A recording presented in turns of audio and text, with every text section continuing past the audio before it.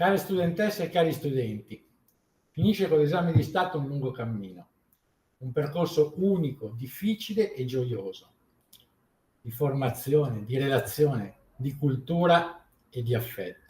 Inizia così il messaggio inviato dal dirigente dell'ufficio scolastico regionale Marco Bussetti ai quasi 40.000 studenti veneti chiamati a sostenere l'esame di maturità.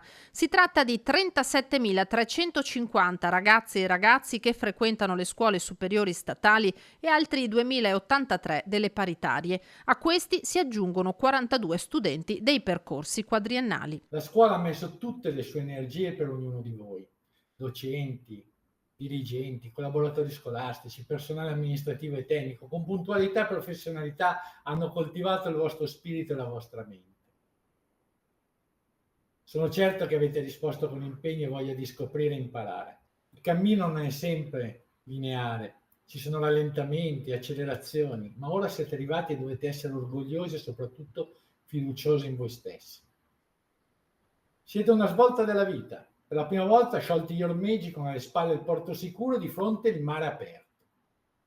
Guardate avanti con serenità, con la giusta dose di preoccupazione e concentrazione per affrontare la prova finale. Treviso è la provincia con più studenti, quasi 3.500, 1.663 classi, 900 commissioni. Si inizia con la prova scritta di italiano, 8:30 del mattino, 6 ore di tempo per svolgerla. I 100 anni del delitto Matteotti, gli 80 dello sbarco Normandia, tra i temi in pole position, e ancora gli anniversari legati a figure come Guglielmo Marconi o Robert Oppenheimer. Tra gli autori, per il tema di letteratura, le ipotesi di Manzoni, D'Annunzio, Ungaretti.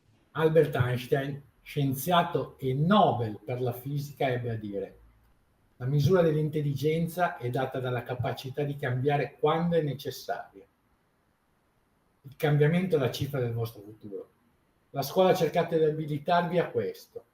Conservate il desiderio di migliorarvi, di crescere, di riannodare sempre i fili della vostra vita.